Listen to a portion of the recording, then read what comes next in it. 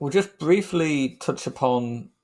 I think we'll briefly touch upon polymers. Now basically you've got addition polymers, which are made out of usually alkenes. Well, most typically alkenes. There may be other ones that I'm not thinking of right now, but they're made out of mostly alkenes joining together. I'll just zoom in here a little bit. Joining up together, just like like Lego blocks. So you got like an alkene here, like ethene, and that joins together. We've got n lots of those, and that joins together to form. Basically, what it does is the double bond breaks, which gives each carbon a spare bond either side, and that allows other identical alkenes to join. And so the way we would draw that or symbolize that is by doing that and then a little n. That's addition polymers. And then we've got condensation polymers. And I won't do an example of that. I'll jump straight in with an example about amino acids. But essentially, maybe I can just do it with some symbols. You'd have a monomer, which I'm going to call M, and that joins together. That joins with other monomers to produce. Well, I guess we could say do that, and it would have something like that again. But the difference is so very messy. But maybe I'll do that again. Joins together like that, and then you have usually water, which is, I guess, why it's called a condensation polymerization, but it doesn't actually have to be water. The point is that something is produced. Something has to fall off this monomer in order to make it able to connect with other monomers and make a polymer. So this is addition polymerization here. Addition polymerization, and this is condensation polymerization. So the process is, and then the thing that's produced is an addition polymer or condensation polymer. Okay, so let's look at amino acids then. How do they do condensation polymerization? Well, you have all amino acids will have a group on one side called an amine group, and that has it's NH2, and then that's joined to one of the carbons, and then you've got what's often drawn as an R. Now the R simply means, I think about it as the rest of the molecule, so R for rest, right? Rest of the molecule. It's probably not why it's called R. And then you have another on the other side, or as well as that, you have a carboxylic acid group, or just a carboxylic group. So this is the group that you would. So when we were learning about carboxylic acids, you would have this as a group, which said, because it's got this group, it is a carboxylic acid, but it also has this group. So when something has a carboxylic acid group and an amide group, it's an amino acid. Sorry, an amino group. So what happens then to cause these things to polymerize? Well, let's imagine that we've just got two of them to start off with. So I'm going to just copy that. And we're going to say, let's imagine those two react together. So essentially, the key thing that we need to be aware of is this OH group and this H there. So this OH group here and this H here, and what happens? They break off to form water. So it's very typical. Like I said, it doesn't have to be water, but I think it usually is. Maybe it always is in GCSE. And this leaves the spare bond, which means that they can join together. So these can now join together into a longer chain. So we've got the N. They've still got the amino group on one side here, because that amino group on the left molecule didn't break.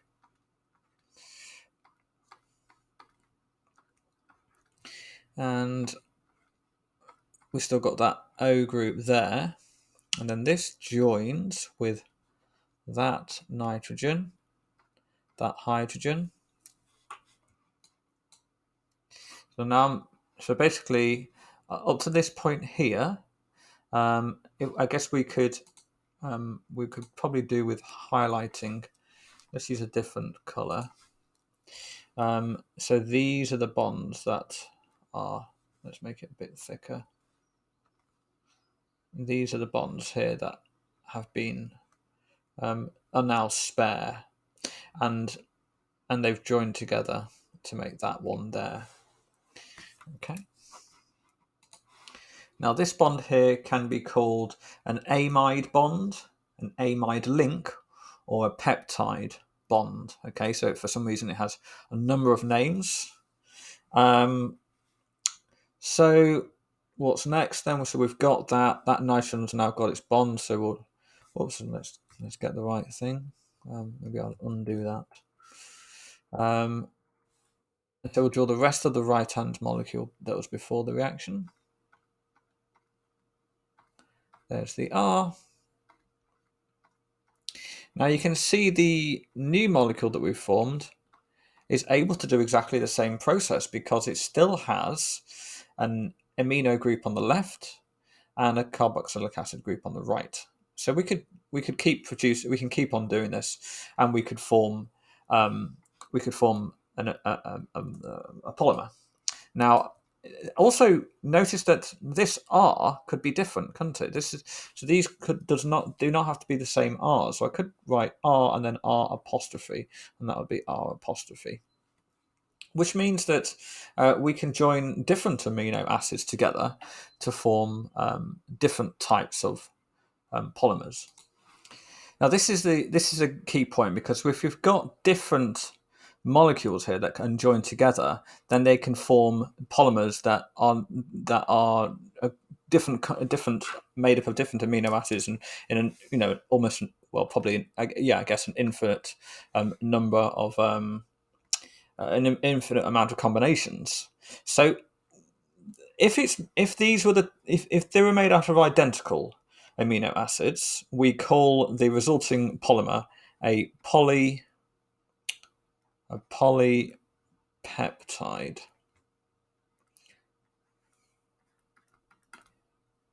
And if it's made out of different amino acids, then we call it a protein. Now, we've been representing these these different types of amino acids for years, as we've been learning about biology. And well, usually it comes up in biology, doesn't it? You buy these triangles and squares and circles, and then whatever it might be. They just represent, when we're learning about proteins and amino acids back in Key Stage 3 and GCSE biology, we would draw them like this. So now we can see, so that shows us that a protein, there are, an infinite, well, maybe not an infinite, but there are, multiple different types of proteins. Okay, so same amino acid. If the polymer is made out of the same amino acid, we call it a polypeptide. If it's made out of different amino acid, it's called a protein. So next one to look at is DNA. So DNA is a little bit more advanced, but it's made out of 4 different types of monomers, and these monomers are called nucleotides. So 4 different types, and we give them all a letter: T, A, G, and C. They're just the first letter of the name. I I think this is cytosine. Oh, I can get the names up in a moment. In fact, I'll do that now. So there you go. The A is adenine, the G is guanine, the C is cytosine, and the T is thymine. So in the same way as before, they can join together to form a polymer, and it's going to be a condensation polymer as well. I'll go into a bit more detail in a moment, but let's get the general overview. They can join together in a very similar way to the way amino acids join together to form polypeptides or proteins. And it's a condensation polymerization again. Because we can have different orders, we can have different codes in the same way, and these different codes are called genes. And in the same way that different amino acids can form different proteins. Now, this process. The difference, one of the key differences with DNA, is that they actually form a double polymer chain. And the reason for that is it prevents them from getting damaged. So how does it prevent them from getting damaged? Well, if there's a problem with the order when they copy themselves, if there's a problem, they would have to make the identical. So okay, well, I guess I missed a key point out here, is that these nucleotides can only attach to a specific other nucleotide, and you can actually see here by looking at these shapes. This is a sort of a jagged edge, and this is a round edge. So T joins with A, and G joins with C. And if you have a look over here, you'll get red and yellow and green and blue all the time, as you can see over here. So if you've got a sequence that, let's say, TAGC, then you'll have on the opposite chain will be ATCG, and that way they'll be able to connect together. So if there was a mistake in copying them, you would have to make a very the exact but opposite mistake on the other chain, and then therefore any mistakes will cause them not to join together and form the DNA strand. And once it forms this double polymer chain, it tends to just naturally coil into this double helix shape. So that's the overview of DNA.